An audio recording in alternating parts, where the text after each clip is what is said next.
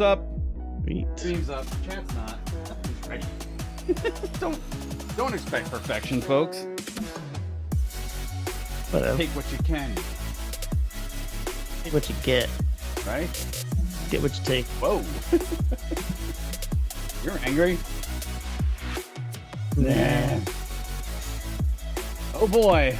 What is it? The 10th of February? Here we are. Yes. This is just totally screwed me up. Gotta get rid of that. Yeah. Alright, bringing up chat. We got so much. We got space. We got so much space stuff to talk about. You got space, and a sprinkling of Trevor Jacob. Pen. I found my pen. Alright, smooth samplings of one Harris Heller rolling here. 5, 4. Hey everybody, welcome. Not Your Average Show. Mike and Corey here, back at it, February 10th, 2022. Hey Corey, what's going on, brother? What is going on? Yeah, dude. Yeah, fine. so yeah. we're a little late, like a couple minutes late, because I gotta tell a quick story, right? Just really quick. I got these new lights that I was watching Random Frank P, and he had them on like one of his $50 or tech under $25 thing, and I was like, oh, these things are cool. These little graphic equalizer things in the back over there. And I got them yesterday. I got an extra set, and I gave them to my kid, and I couldn't find them for like an hour. I found him in the back of his little play Maserati. There you go. That's so mea culpa. That's why we're a couple minutes late and a little less prepared than normal. How are you? Busy. Yeah, normal stuff around here, but I'm doing fine. Yeah, thanks for asking. I'm doing well. Thanks for asking. Probably better than people like Trevor Jacob, SpaceX and Starlink, and Astra had a tough day. A lot of news, Astra had a really tough day. I feel bad for those guys. But basically, they this did. one's a lot about space because, as you guys know, we live on the Space Coast, and there's a lot of stuff that we'd like to talk about. And unfortunately, yeah, today, if you're in the business of space, probably not the best news day for most space information. Although, I didn't see the one. Did you get the one up here for Starlink? Possibly. Oh yeah, here we go. I gotta launch that one. Yep. Hold on, I missed the link. So I want to make sure that we had it up about where Starlink is. So there's a lot to talk about. I guess should we jump right into it, or what should we do here? Because yeah, I figured actually you kick off the non-space one because it's not space. And then, all right, synchronizing our clocks. So we get this ready. All right, let me just do my last bit of preparation, and then we'll get moving here. So let's see. Let's cue this one up because this one has been a little bit of hot topic. All right, here you go. You ready? It has, yeah. All right, if you guys have found us on YouTube recently, you might have discovered one of our videos that we did on this guy called Trevor Jacob, who seems to be a thrill seeker. And in other things, he also seems to be in a little bit of hot water with the FAA at this point. We recently did a video which has got a number of views, and we really do appreciate the new subs from this video. But seems we've only done one. Yeah, we've only done one. We split it up the way we normally do. But anyhow, Trevor Jacob is looking like the FAA is hot on his heels after he quote unquote crashed his airplane. And we have maintained here all along that this was a rigged crash. This was something that he did intentionally, and that he should pay the consequences for muddying the waters of being a private pilot in the United States of America. Corey, your thoughts? Yeah, I know. there. Yeah, I mean, yeah, we did a quick video on it again. It's been pretty hot all over the internet. This guy, he's a past Olympian as well, so he's done other things. But the long and short of it is that it appears he staged the crash for YouTube views. And I know there's been varying ideas in the comments. And again, we appreciate everybody commenting down below. If you guys have, factual places you have these ideas that came from, please let us know. We'd be happy to look at the facts. That's why we talk about this stuff. We'd like to know what really happened. We can only kind of speculate on some of it though, because it is under active investigation. But we did want to dig a little bit deeper and just kind of say a little bit extra stuff.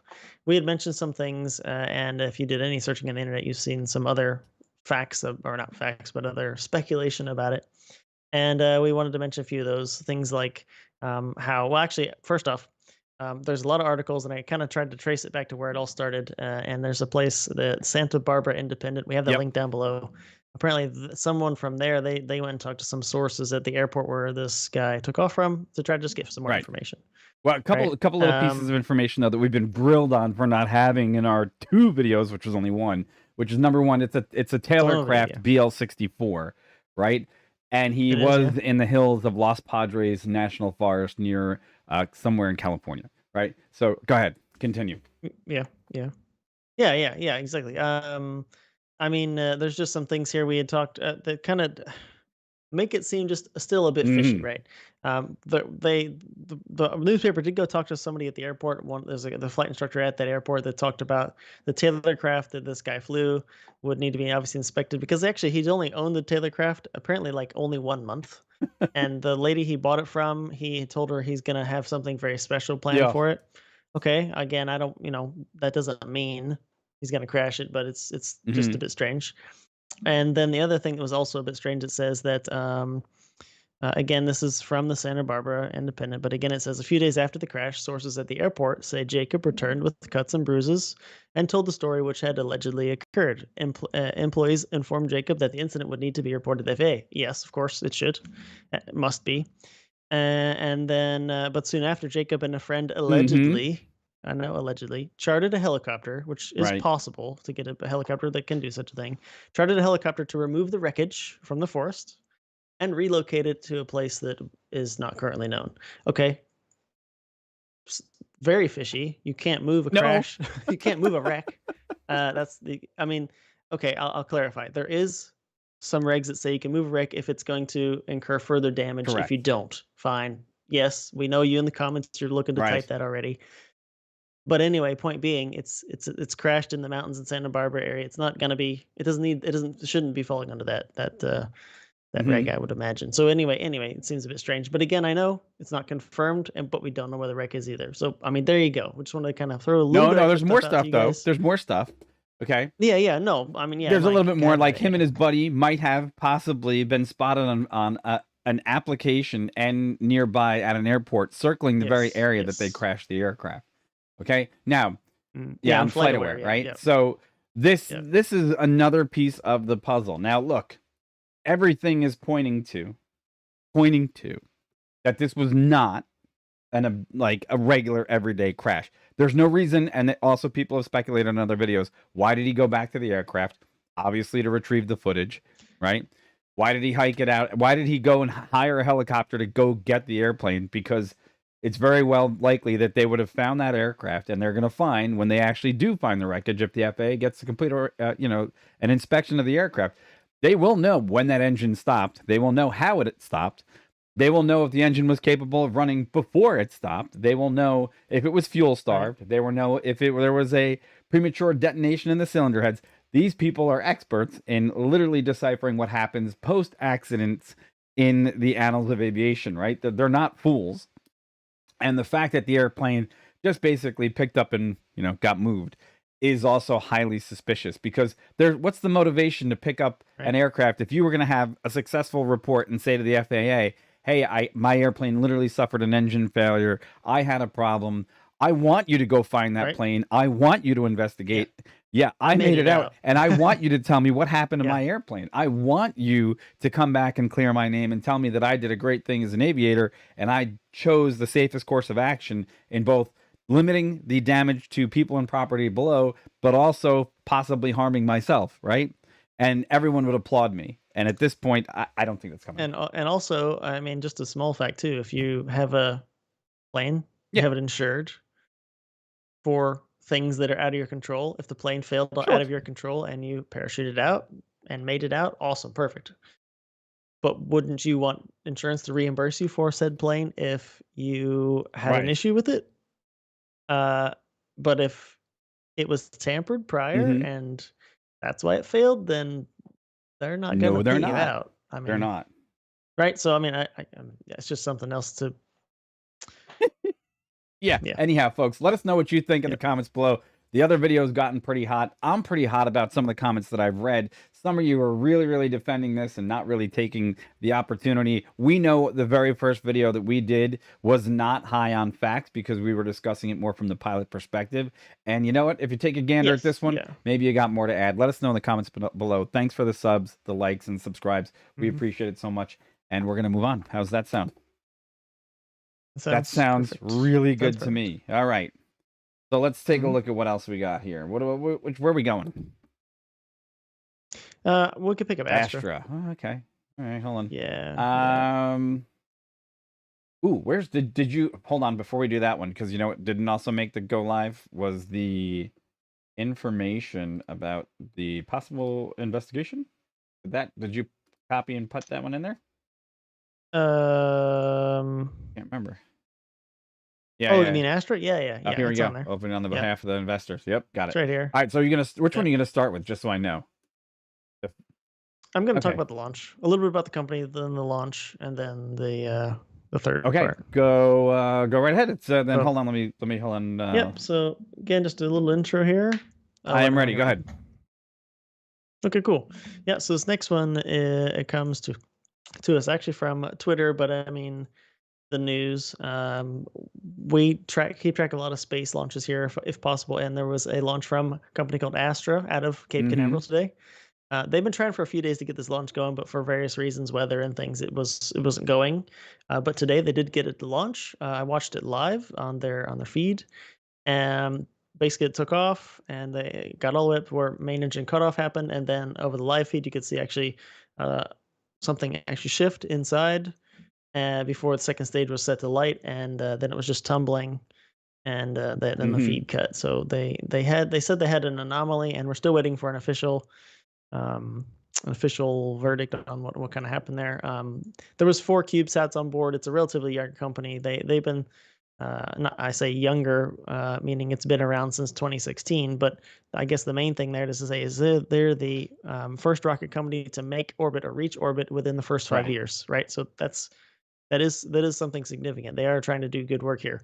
They do talk about how they can pick up and move all their equipment and kind of launch from anywhere, because they can really fit it all into a shipping container, which is kind of interesting. They're smaller rockets, but anyway, there's some interesting things there. But nevertheless, they had a bit of a rough day, having lost the second stage. And there was 4 CubeSats on board. Some universities, 3 university satellites were on board, and then also the satellite from let me find it again. It was NASA, I believe. Sorry, guys. I had it up here just a moment ago. Well, I just got the video running in the background. You see the weight shift move. Johnson Space Center had a CubeSat on board. But anyway, obviously none of those payloads are going to make the orbit.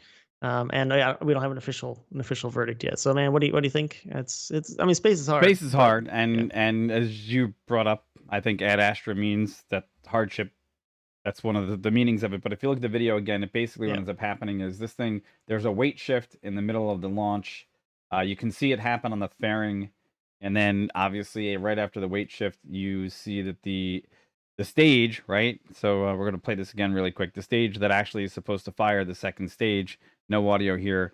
It's already in some sort of spin, right? It's actually, and unfortunately the video is broken up a little bit, but you see a little bit of a weight shift and then it's spinning, right? Which sucks, right? Obviously, for anyone trying to put a rocket into space, we've watched so many space launches. We know the difficulties that exist, obviously not from a professional perspective, but from the physics perspective. Speed, right? You're trying to get this thing up to speed. You need an exit velocity from the atmosphere of the Earth, and you're trying to do everything you can to fight the grasp of gravity.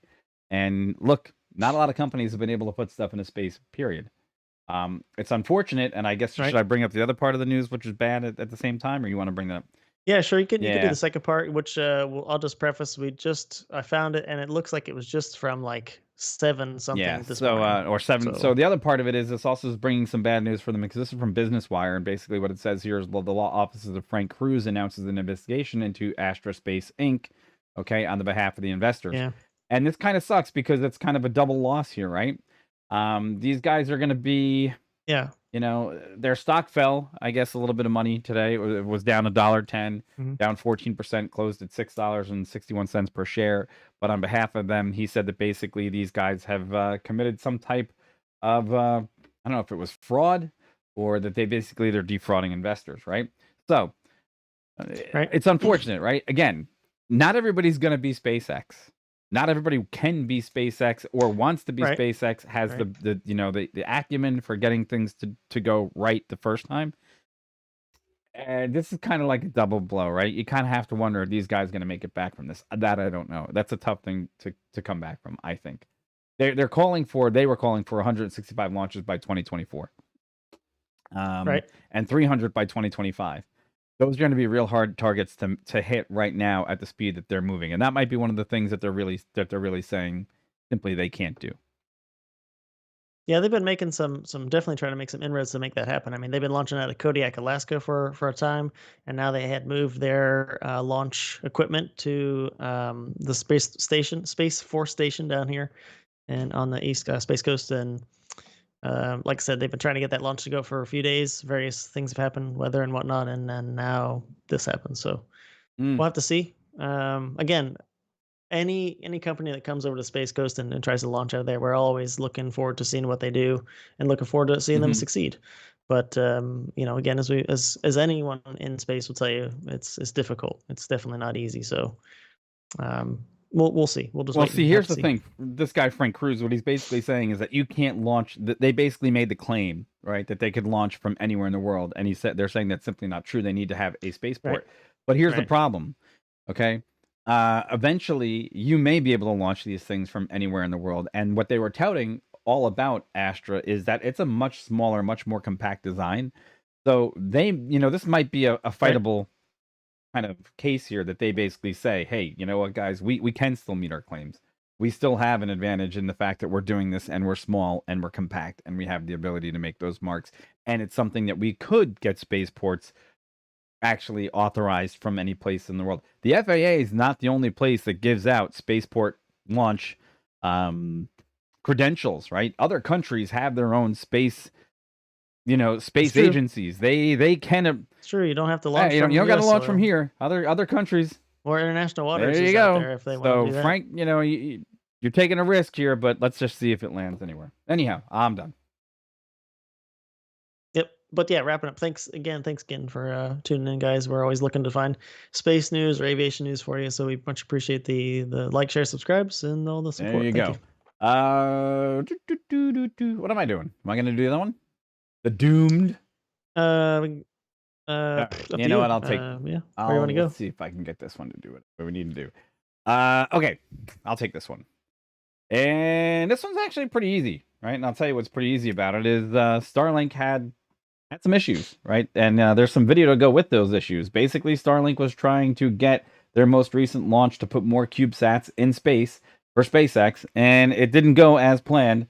And basically, well, the result is some really nice fireballs in the night sky as basically because of a global, what they call it? What kind of storm?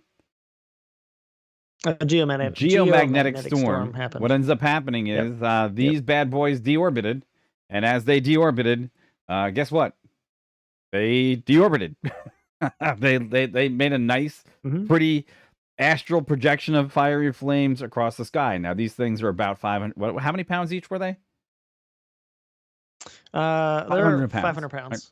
A little over 500 pounds. Quite beautiful to see them re-entering. I mean, now as compared to actually watching these things on the websites that actually give you what's called the Starlink train, so you could go out at sunset or at sunrise and watch them shoot across the sky as they do their their Starlink thing.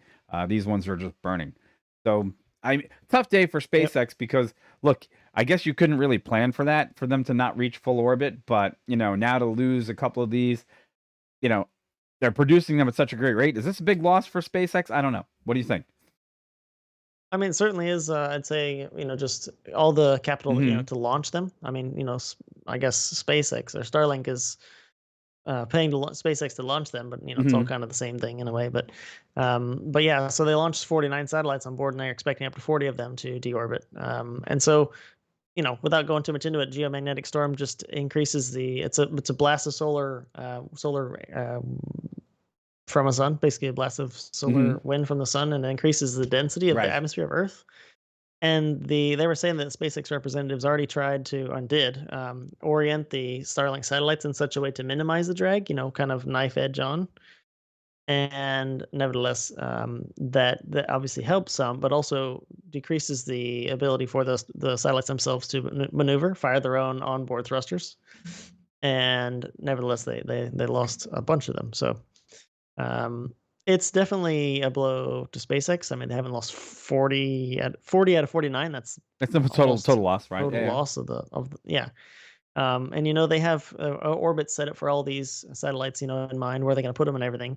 So we'll just have to see kind of what's said about it. I mean, on some tangentially related news, Elon's going to have a press conference on Spaceship here tonight. Starship? We'll probably won't be able to cover that on the show. Starship. Spaceship. What I say?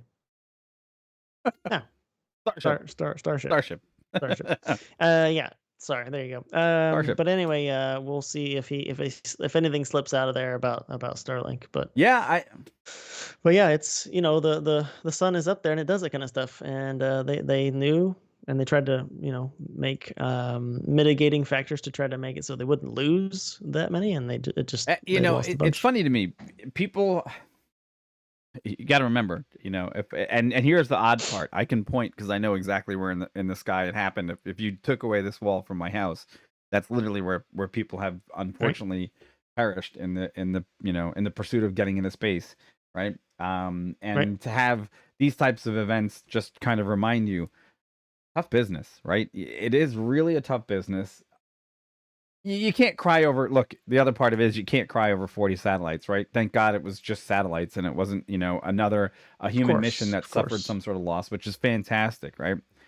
Yeah, that's going to hurt the bottom line of the Starlink, but it's not. I think this is going to be just a small issue because eventually, from my understanding, is these things have to deorbit every.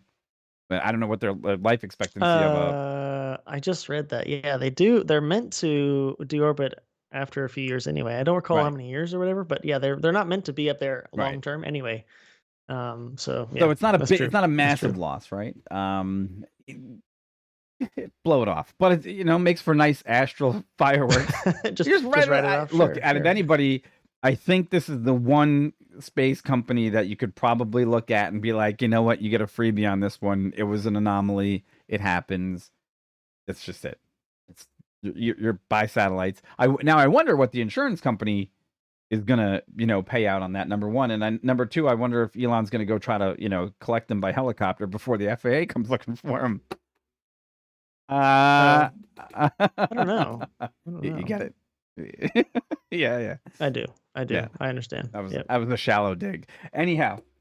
That was a... Yeah. So we got a little bit more to talk about. But hey, folks, like, subscribe, follow. Let us know what you think below. If this is really going to impact the bottom line at Starlink and SpaceX in general, and how Elon Musk and company can recover from losing the 40 of the 49 of the payload. Life sucks. Not necessarily the end of the world, but it is a loss. Anywho. It is something to know for sure. And I guess that leaves you to take the final one. Sure, I am ready. Are you going to lead? Wait, are you going to lead with what I think you're going to lead with, which is the Florida news, or the other part? Just the other news, but just I'll go with the. All right, here you go. Ready? It's all you. Yeah, cool, awesome. Yeah, so this next one comes to us actually from space.com. Sorry, excuse me. Start over. You got 3 minutes on the edits. Yeah, cool. So the next one comes to us actually just from YouTube, and it comes from the Starlink or Starship update from SpaceX. Elon's supposed to talk tonight at just about, I don't know, 3 minutes from this video 3 minutes, 30 posting, seconds. or this video's airing. He's supposed to give an update on Starship, the Starship design, Starship testing, and the development. Kind of really what we're all interested to know about what's going on with Starship.